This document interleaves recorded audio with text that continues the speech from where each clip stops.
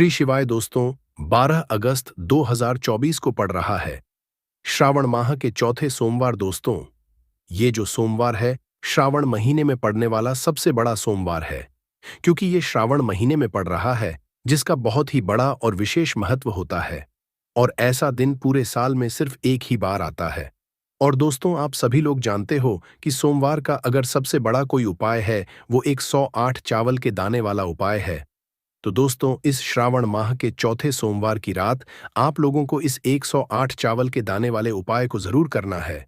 बहुत सारे लोग होंगे जिन लोगों ने इस उपाय को ना किया हो, मतलब पूरा साल निकल गया और उन्होंने किसी भी दिन इस 108 चावल के दाने वाले उपाय को ना किया हो। पर दोस्तों, आपके पास एक आखिरी मौका बचा हुआ है, जो कि 12 अगस्त के दिन। तो इस दिन आप लोगों को वाले उपाय को जरूर कर लेना है। भले ही आपने पूरे साल भर अभी तक इस उपाय को ना किया हो, पर अगर आपने इस श्रावण महीने के सोमवार के दिन अगर इस वाले उपाय को कर लिया, तो आपको इस उपाय को करने का वो फल मिलेगा जिसकी आपने कभी कल्पना भी नहीं करी होगी। इसीलिए आप लोग इस वाले उपाय को एक बार जरूर कर लेना, ताकि आप लोगों के हाथ से यह मौका ना जा सके और आपको इस उपाय को करने का फल मिल सके। दोस्तों, यह उपाय पंडित जी ने अपनी अभी की ही शिव महापुराण की कथा में बताया है, जिस उपाय को आज हम आपको बहुत अच्छे से समझाने वाले हैं। इस वीडियो को देखने के बाद इस उपाय को समझने के लिए आपको कोई और वीडियो को देखने की जरूरत नहीं पड़ेगी। तो चलिए दोस्तों, उपाय को शुरू करते हैं। देखिए, यह श्रावण महीने के सोमवार के दिन यह इतना खास होता है, इतना महत्वपूर्ण होता है। देखा है, कभी कभी बड़े बड़े पूजा पाठ अनुष्ठान से जो मनोकामना पूर्ण नहीं होते, वो श्रावण महीने के दिन एक छोटे से उपाय करने से ही आपकी मनोकामना पूर्ण हो जाती है। और बहुत सारे लोगों ने इस उपाय को किया भी है और उनको इस उपाय को करने का फल भी जरूर मिला है। अगर आप लोग भी इस उपाय को करना चाहते हैं, तो आप इस उपाय को पहले अच्छे से समझ लेना, सुन लेना, उसके बाद करना। आपको इस उपाय का फल जरूर मिलेगा। और इस उपाय को कर लेने से आपके घर में चाहे किसी भी तरह दुख और समस्या क्यों ना चल रही हो, आपको उसका कारण भी नहीं पता है कि दोस्तों यह समस्या किस कारण से चल रही है। उसका कुछ भी कारण हो सकता है, जैसे पितृदोष हो सकता है या किसी भी तरह का मंगल दोष भी हो सकता है। तो इस दिन आप लोगों को यह वाला उपाय कर लेना है।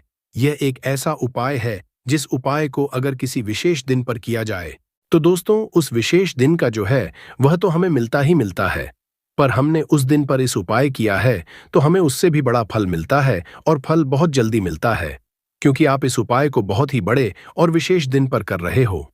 तो चलिए अब उपाय के बारे में बात करते हैं।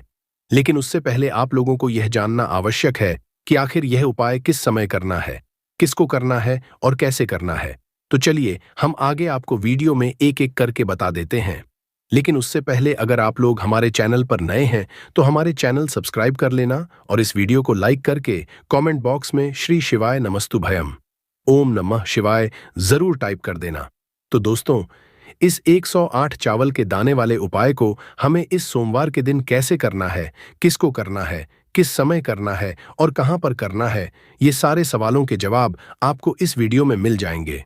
और जो ये वीडियो देखेगा दोस्तों, उसको 108 चावल के दाने वाला उपाय जरूर करना चाहिए, क्योंकि इस दिन के चावल के दाने का भी बहुत ही बड़ा और विशेष महत्व होता है। और जब बात आ जाए 108 चावल के दाने की, तो ये सोने पे सुहागा वाली बात हो जाती है और ये एक बहुत ही बड़ा उपाय हो जाता है इस श्रावण सोमवार का। तो अब दोस्तों, इस 108 चावल के दाने वाले उपाय को आखिर करना किसको है, सबसे पहले हम लोग वो बात जान लेते हैं। तो देखो, घर की जो बड़ी माताएं बहनें होती हैं, उन माताओं बहनों में से कोई भी एक बड़ी माता बहन इसको कर सकती है। और दोस्तों, अगर आप चाहें तो अपने घर में से सभी सदस्यों को भी इस उपाय को करवा सकते हैं।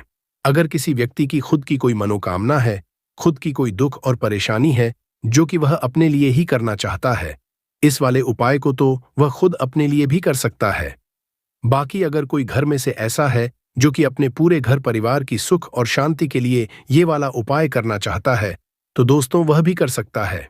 उसमें भी कोई बात नहीं है। कहने का मतलब ये है कि इस उपाय को हर एक सदस्य भी कर सकता है और पूरे घर परिवार के सदस्य के लिए घर की बड़ी माताओं बहनों में से कोई एक माता बहन भी कर सकती है। माताएं बहनें अगर घर में उपस्थित ना हो या वो यह वाला उपाय न कर पा रही हो, तो फिर घर का कोई बड़ा सदस्य भी इस 108 चावल के दाने वाले उपाय को कर सकता है, चाहे फिर वह पुरुष ही क्यों ना हो। उसमें कोई दिक्कत वाली बात नहीं है।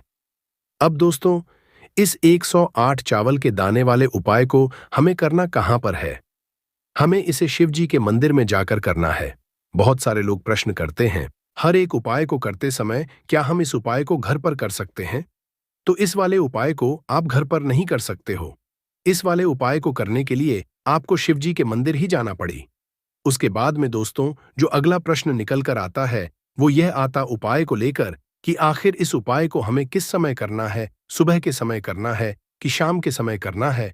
तो देखो, इस वाले उपाय को आप लोग सुबह के समय भी कर सकते हो और शाम के समय प्रदोष काल में भी कर सकते हो। अब अगर आप पूछो कि दोस्तों, सबसे उत्तम समय कौन सा रहेगा इस 108 चावल के दाने वाले उपाय को करने का, तो हम आपसे बस यही कहेंगे कि इस उपाय को आप सुबह के समय करेंगे तो ज्यादा बेहतर होगा। बाकी अगर प्रदोष शाम के समय भी करेंगे तो भी अच्छा होगा, उसमें कोई भी दिक्कत वाली बात नहीं है। तो अब दोस्तों, जो अगली सबसे बड़ी और महत्वपूर्ण बात आती है, वो यह आती है कि सुबह अगर हम उपाय को करेंगे तो हमें कितने बजे से लेकर कितने बजे तक के बीच में करना है, और शाम के समय प्रदोष काल में करेंगे तो हमें कितने बजे से लेकर कितने बजे के बीच में करना है।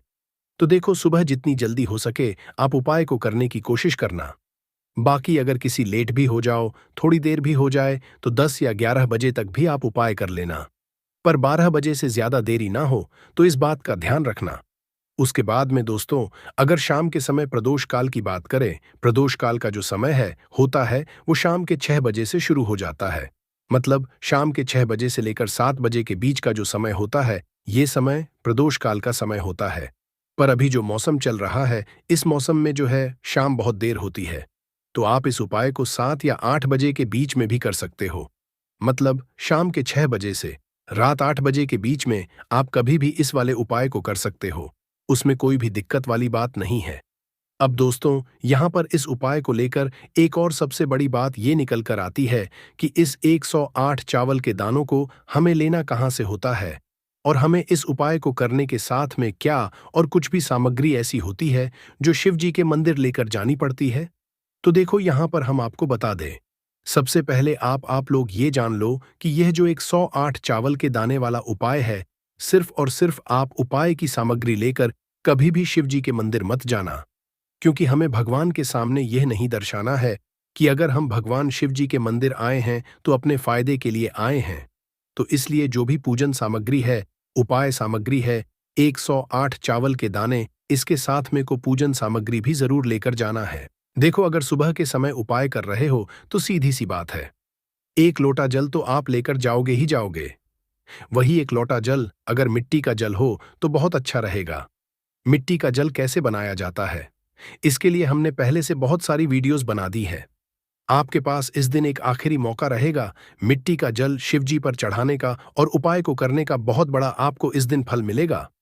तो इस दिन हो सके तो दोस्तों, मिट्टी का जल चढ़ाना तो अपने साथ में कम से कम 1 लोटा जल तो आपको लेकर जाना ही जाना है। अगर मिट्टी का जल नहीं है तो घर का जल भी आप इस्तेमाल कर सकते हो। इसके अलावा जो भी पूजन सामग्री है, देखो 108 चावल के दाने ये अलग आपके रहेंगे, और जो आपकी पूजन सामग्री रहेगी वो अलग रहेगी। पूजन सामग्री में आप जो भी चीज लेकर जाना चाहे वो लेकर जा सकते हैं, उसमें कोई भी दिक्कत वाली बात नहीं है। वही अगर हम बात करें शाम के समय की, तो शाम के समय पर जल नहीं चढ़ता है, इसीलिए शाम के समय आप लोग एक दीपक तैयार कर लें, जो कि गोलबत्ती का, आटे का, शुद्ध देसी गाय का घी का होगा।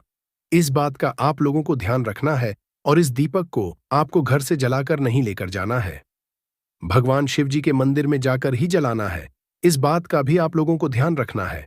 अब दोस्तों, यहां पर हमें इस बात को समझना है कि यह 108 चावल के दाने हमें लेना कहां से है। क्या हमें दुकान से लेकर आना है या हमें अपने घर से लेना है? कहां से लेकर आना है और कौन से चावल लेना है, क्योंकि चावल भी बहुत तरह के होते हैं। तो देखो, इन सभी सवालों के जवाब आप लोग एक बात में सुन लो कि दोस्तों, ये जो उपाय है, इस उपाय में आपको ये नहीं देखना है कि दोस्तों कौन से चावल है, कौन से चावल नहीं है। बस जो भी चावल ले रहे हो वो चावल का दाना साबुत होना चाहिए, मतलब साबुत होना चाहिए, टूटा हुआ नहीं होना चाहिए, कटा पीटा नहीं होना चाहिए। ये बात आपको ध्यान रखना है। बाकी आपका चावल बासमती हो या सादा चावल हो या कोई सा भी चावल हो, उसमें कोई भी दिक्कत वाली बात नहीं है। तो सीधी सी बात है कि आप घर के रसोई घर में जहां पर आप भोजन बनाते हो, वहां पर जो भी चावल आपके उपस्थित हो, उन चावलों में से अपनी एक कटोरी भर लेना या एक मुट्ठी चावल अलग से निकाल कर रख लेना। क्योंकि हम 108 चावल ही यहां पर इस उपाय में लेने वाले हैं, तो हमें यह चावल के दाने गिनकर निकालने पड़ देंगे। इस बात का आप लोगों को ध्यान रखना है। तो अपने उस चावल की कटोरी में से या चावल में से 108 ऐसे चावल के दाने आप लोग निकाल लो जो कि टूटे हुए ना हो, जिनमें कोई दाग ना लगा हुआ हो।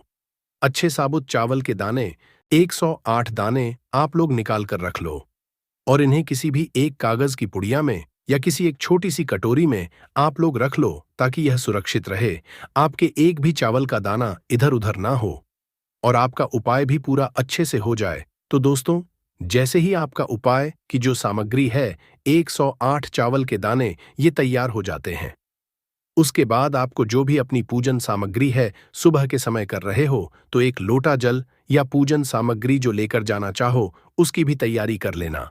और शाम के समय जा रहे हो तो दोस्तों अपना जो दीपक है उसे तैयार कर लेना और उपाय को करते समय शुद्धता का विशेष रूप से ध्यान रखना। सुबह सुबह स्नान करने के बाद ही उपाय को करने की आप लोग तैयारी करना। उसके बाद अगर शाम के समय की बात करें तो शाम के समय आपको स्नान करने की जरूरत नहीं है, पर शुद्धता का ध्यान रखना है, आपको स्नान नहीं करेंगे। आप हाथ मुंह धोकर भी इस वाले उपाय को शाम के समय प्रदोष काल में कर सकते हैं। इसमें कोई दिक्कत वाली बात नहीं है। तो आप अपने उपाय की पूरी सामग्री तैयार करके आपके पास ही में जो आपका शिवा मंदिर हो वहां पर पहुंच जाइए। सबसे पहले शिवा मंदिर में जाकर आप लोगों को उपाय नहीं करना है, पहले भगवान के दर्शन करना है, भगवान से आशीर्वाद प्राप्त करना है। फिर शिव जी की शिवलिंग के पास में आना है। शिवलिंग के पास आने के बाद आप जो पूजन सामग्री लेकर आए हुए हैं, जैसे कि सुबह गए हुए होंगे, तो एक लोटा जल और जो भी पूजन सामग्री लेकर आए हैं आप उनसे भगवान शिवा जी की पूजन कीजिए। सबसे पहले तो एक लोटा जल ही चढ़ेगा, उसके बाद में आपकी पूजन सामग्री चढ़ेगी। उसके बाद में अगर दोस्तों शाम के समय अगर आप इस उपाय को कर रहे हो तो अपने साथ में कम से कम एक जो दीपक है गोल बाती का जो आप अपने साथ में लेकर गए, उस दीपक को मंदिर में जाकर अपनी माचिस से जलाना है और उस दीपक को शिवलिंग के पास में रखना है। इस दीपक को रखने के बाद ही आप लोगों को अपना ये वाला उपाय शुरू करना है और दीपक को ज्यादा पास में मत रखना। वैसे भी गर्मी पड़ रही है, भगवान शिव जी को आंच नहीं लगनी चाहिए। तो दोस्तों जैसे ही आपकी पूजा अर्चना हो जाती है, आप भगवान शिव जी को प्रसन्न कर लेते हैं। उसके बाद में शिवलिंग के पास ही में आप कहीं पर बैठ जाइए, सामने या आसपास जिस जगह पर आपको बैठना हो वहां पर बैठ जाइए और अपने 108 चावल के दाने अपने सामने निकाल कर रख लीजिए। क्योंकि अब यहां पर उपाय को यहां पर करने की आपको तैयारी करना है। और इस तरीके से जब आप उपाय करेंगे, पूजन सामग्री करने के बाद, पूजन अर्चना करने के बाद, तो आपको उपाय का फल बहुत जल्दी और बहुत बढ़ा होकर मिलेगा। तो अपने 108 चावल के दाने अपने सामने निकाल कर रख लेना और यह जो उपाय है यह आपकी सीधे हाथ की हथेली से होगा, इसीलिए इस बात का भी विषय रूप से ध्यान रखना है। तो सीधे हाथ की हथेली का उपाय करके ही आप लोग अपना इस वाले उपाय को करना। अपने सामने जो भी आपके कागज की पुड्डियां है उसको खोलकर रख लो या कटोरी है, तो दोस्तों उसे अपने सामने रख लो और अपने वह 108 चावल के दाने निकाल लो। उसके बाद में दोस्तों अब आपको क्या करना है कि शिवलिंग आपके सामने होगी, तो आपने वह 108 चावल के दाने एक एक करके आपको शिवा जी के शिवलिंग के ऊपर चढ़ाना है। कहां पर चढ़ाना, शिवलिंग के ऊपर चढ़ाना है और कहीं पर भी नहीं चढ़ाना है। आपको अपने हथेली से तो शिवलिंग के ऊपर चढ़ाना है, भले ही फिर वो अपने आप जलाधारी पर गिर जाए या मतलब वहीं पर गिर जाए, उसमें कोई दिक्कत वाली बात नहीं है। पर आप चढ़ाओ शिवलिंग के ऊपर ही। तो आपको क्या करना है, अपना पहला चावल का दाना उठाना है, श्री शिवाय बोलना है और शिवलिंग पर चढ़ा देना है। इसी तरीके से दूसरा चावल का दाना उठा है, शिवलिंग पर चढ़ाना है और मंत्र बोल देना है और फिर तीसरा चावल का दाना उठाना है, श्री शिवाय बोलना है और चढ़ा देना है। इसी तरह से आपको पूरे 108 चावल के दाने एक एक करके शिव जी के शिवलिंग के ऊपर चढ़ाना है और भगवान से प्रार्थना करते जाना है। मतलब प्रार्थना तो आपको आखिरी में करना है, पर हर एक चावल के दाने को चढ़ाते समय श्री जरूर बोलना है। उसके बाद ही में यह चावल का दाना शिवलिंग के ऊपर आपको चढ़ाना है। जैसे ही आपके 108 चावल के दाने शिवलिंग के ऊपर जाते हैं, तो उसके बाद में आपको क्या करना है? भगवान से अपनी मनोकामना बोलना है। मनोकामना भी कब बोलना है? जब आपका 108 चावल का दाना आपके सीधे हाथ की हथेली में हो और आप उसे चढ़ाने के लिए जा रहे हो। श्री शिवाय नमस्तु बोलकर उस आखिरी चावल के दाने को शिवलिंग के ऊपर चढ़ा देना और भगवान से फिर अपनी वह मनोकामना बोल देना। जिस मनोकामना के लिए आप लोग अपना ये वाला उपाय कर रहे हो, जिस भी दुख और परेशानी के लिए आप लोग ये वाला उपाय कर रहे हो, उसके बाद में जैसे ही आप अपनी मनोकामना बोल देते हो, आपका यह वाला उपाय पूरा हो जाता है। पर दोस्तों, उपाय को करने के बाद आप लोगों को 2 मिनट भगवान शिवाजी के मंत्र का जाप जरूर करना है और मंत्र का जाप करने के बाद भगवान से एक और बार प्रार्थना करना है अपनी मनोकामना के लिए या अपनी जो भी दुख और परेशानी है उसके लिए। इसके बाद में आप लोग भगवान को देखकर भगवान से प्रार्थना, उनसे आशीर्वाद लेकर वहां से उठ सकते हैं और अपने घर पर जा सकते हैं। बस दोस्तों, यहां पर ये वाला उपाय पूरा हो जाता है। इस तरीके से जो भी व्यक्ति छोटी छोटी चीजों का ध्यान रखते हुए इस 108 चावल के दाने वाले उपाय को करेगा, निश्चित सी बात है उसे उसकी मनोकामना जल्द ही पूर्ण होगी और जो भी दुख और परेशानी है वो भी बहुत ही जल्दी दूर होंगे। बिल्कुल आसान है, बस समझने वाली बात है, ध्यान से समझिए। उसके बाद ही आप लोग जो है इस उपाय को जरूर कीजिएगा। सबसे पहली चीज हम लोग ये समझते हैं कि इस एक लाल फूल और एक सफेद फूल वाले उपाय को इस आने वाली सोमवार अष्टमी के दिन किसको करना है। तो देखिए, इस उपाय को घर के सभी सदस्यों को करने की बिल्कुल भी जरूरत नहीं है। घर में से कोई एक मुख्य बड़ा सदस्य ही इस उपाय को करेगा तो उस घर परिवार के सभी सदस्यों को इस उपाय को करने का फल मिल जाएगा। पर वो बड़ा सदस्य कौन होगा, कौन मानव इस उपाय को करेगा? तो यहां पर देखिए, हम आपको बता दें, घर की जो बड़ी माताएं बहनें होंगी, घर की बड़ी माताओं बहनों में से कोई भी एक माता बहन इस वाले उपाय को कर सकती है। अपने पूरे घर परिवार के लिए घर में सभी सदस्यों को इस उपाय को की जरूरत नहीं है। मात्र घर की जो बड़ी माताएं बहनें हैं उनमें से कोई भी एक माता बहन इस वाले उपाय को करेगी तो उसके घर परिवार के पूरे सदस्यों को इस उपाय का फल मिलेगा। अगर किसी कारणवश माताएं बहनें घर में उपस्थित ना हो या वो इस उपाय को ना कर रही हो, कुछ दिक्कत हो, तो दोस्तों उस जगह पर फिर घर का कोई बड़ा मानव भी इस उपाय को कर सकता है। माताओं बहनों के कहने का मतलब ये था कि माताएं बहनें घर की लक्ष्मी है। जब घर की लक्ष्मी कोई उपाय करती है तो निश्चित ही भगवान शिव जी बहुत जल्दी प्रसन्न होते हैं और उपाय का फल में बहुत जल्दी और बहुत बड़ा करके भी यहां पर देते हैं। तो आप लोग ये बात समझ गए होंगे। अब हम ये बात समझते हैं इस वाले उपाय को हमें करना किस समय है। एक लाल फूल और एक सफेद फूल वाले उपाय को हमें सोमवार के दिन करना किस समय है। तो देखिए, इस उपाय को करने का जो समय है, सुबह का समय भी है और शाम का समय भी है। अब देखिए, यहां पर हम मुख्य रूप से सुबह का समय नहीं, क्योंकि देखिए ये जो काल अष्टमी तिथि है और आप सभी लोग जानते हैं अष्टमी के का प्रदोष काल का मतलब शाम का जो समय होता, इस दिन भगवान शिव जी का सबसे प्रिय दिन होता है। तो आप लोग इस एक लाल फूल एक सफेद फूल वाले उपाय को सुबह के समय भी कर सकते हो और शाम के समय प्रदोष काल में भी कर सकते हो। सुबह के समय अगर कर रहे हो तो 10 या फिर 11 बजे तक भी अगर उपाय करोगे तो भी आपको उपाय का फल मिलेगा। वही अगर शाम के कर रहे हो तो इस दिन जरूर शाम के समय का ध्यान रखना कि शाम के 6 बजे से लेकर 7 बजे के बीच में अगर आप इस उपाय को कर सकते हो तो बिल्कुल कर लेना, पूरी कोशिश करना।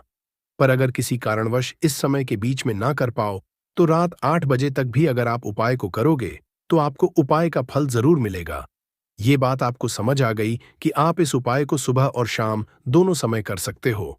मतलब करना आपको एक समय है, घर में से किसी एक ही बड़े मानव को करना है, पर एक ही बार इस उपाय को करना है, दोनों समय नहीं करना है। आपको जो समय अच्छा लगे आप उस समय पर इस वाले उपाय को कर सकते हैं। तो चलिए जानते हैं इन विशेष उपायों के बारे में। परंतु उससे पहले जो भी मेरे दोस्तों, मेरी प्यारी बहनें आज चैनल पर पहली बार आए हैं या मेरी आवाज आज पहली बार सुन रहे हैं, अगर आप भी महादेव के सच्चे भक्त हैं तो वीडियो को लाइक और चैनल सब्सक्राइब जरूर कर लें और कमेंट बॉक्स में लिखे हर हर महादेव, ओम नमः शिवाय। देखो, अब सबसे महत्वपूर्ण बात आती है कि इस उपाय को हमें करना किस लिए है। जैसा कि हमने अभी आपसे बोला कि इस उपाय को करने के बाद आपके जीवन में बहुत सारी खुशियां आएंगी, आपकी मनोकामनाएं पूर्ण होंगी, आपकी धन की समस्या दूर होगी, आपकी पैसों की समस्या दूर होगी, अब देखिए, अगर आप लोग सोच रहे हो कि दोस्तों हमें अपना घर करना है, पर घर बनाने के लिए पैसा नहीं है, हमें गाड़ी लेना है, पर गाड़ी लेने के लिए पैसा नहीं है, हमें जमीन लेना है, पर जमीन लेने के लिए पैसों की कमी पड़ी, डीडीएच रही है, अगर ऐसी ही दिक्कत, परेशानी या किसी भी तरह की धन से जुड़ी हुई समस्या या पैसों से जुड़ी हुई समस्या अगर आपके जीवन में चल रही है, तो यह उपाय निश्चित ही आपके जीवन में बहुत सारे फल लाकर दे सकता है।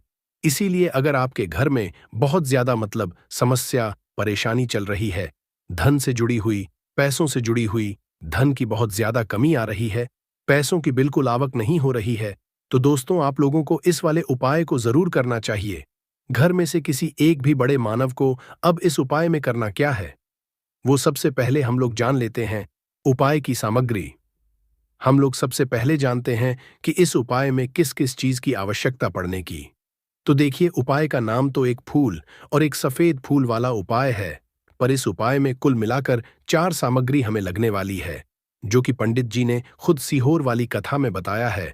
और जो हम आपको उपाय बताते हैं वो पंडित जी द्वारा बताए गए होते हैं, अलग से हम कुछ भी नहीं बताते हैं। तो यहां पर हम लोग समझते हैं कि इस उपाय की सामग्री क्या है। तो देखो, उपाय की जो सामग्री है वो 4 सामग्री है, जिसमें से सबसे पहली सामग्री है एक बेलपत्र। देखो, बेलपत्र क्या है? बेलपत्र जो शिव की शिवलिंग पर चढ़ती है। दूसरी चीज है एक शमी पत्र।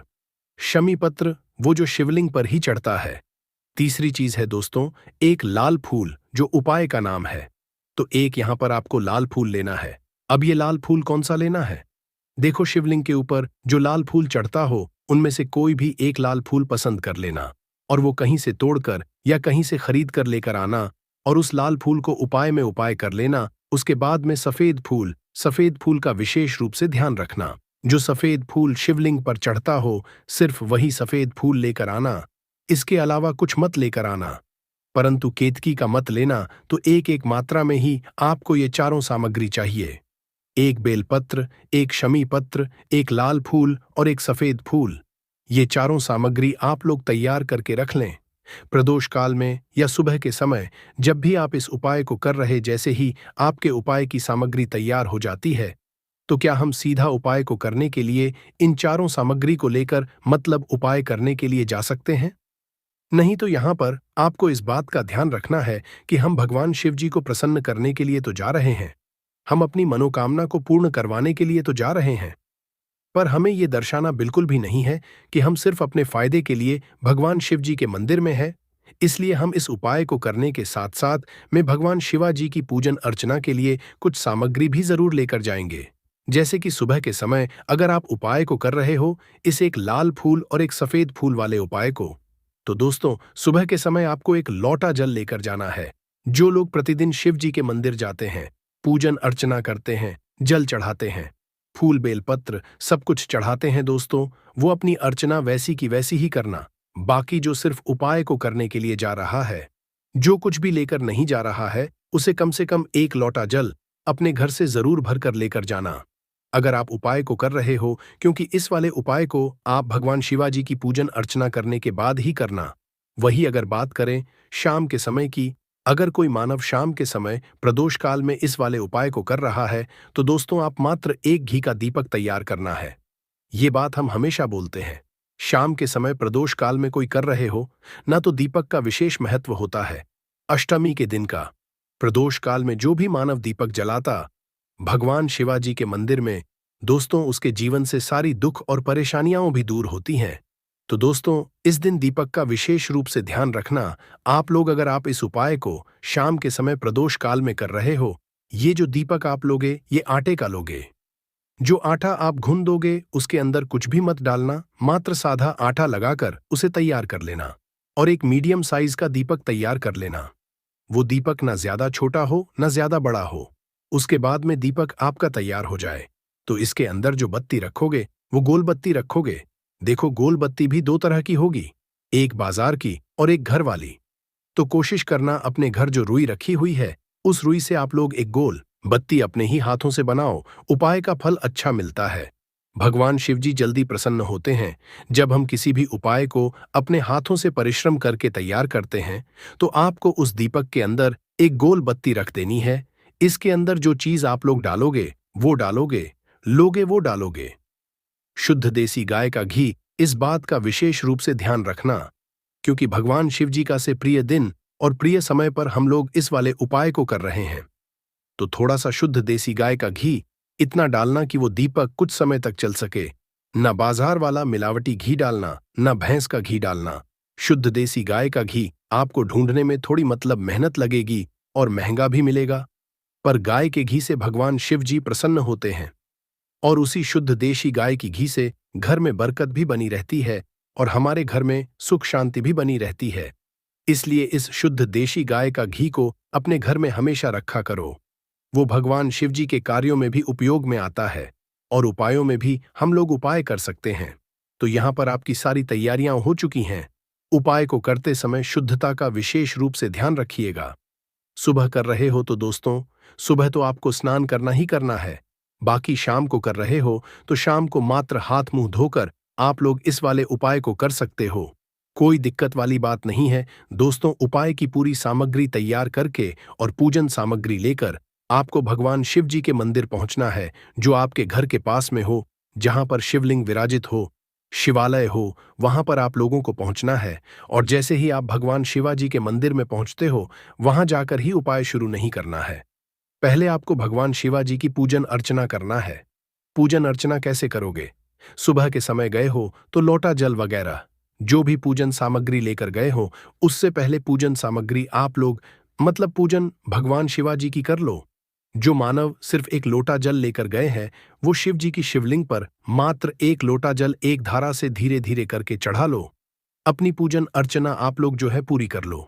पहले उसी के बाद अगर आप शाम के समय कर रहे हो तो पहले जाकर बैठना है। भगवान शिवाजी के शिवलिंग के पास में आप जो दीपक तैयार करके लेकर हो, उस दीपक को पहले जलाना है। ये जो दीपक आप लोग जलाओगे ना, ये किसी और की माचिस से मत जलाना। अपनी ही माचिस अपने ही घर से लेकर आना और इस दीपक को अपने ही माचिस से जलाना। अगर आपने मंदिर की माचिस या किसी और की माचिस ले ली, इस उपाय को करने में इस उपाय का फल उस मानव को भी बहुत मिल जाएगा। इस बात का ध्यान रखना, अपने घर से अपनी ही माचिस लेकर जाना और इस दीपक को जलाना। दीपक को जलाने के बाद भगवान शिव जी की शिवलिंग के पास में रख देना। शिवलिंग के इतना पास में मत रखना कि भगवान शिव जी को आंच लगे। थोड़ी सी दूरी बनाकर ही जो है इस दीपक को शिवलिंग के पास में आप लोग रख दीजिएगा।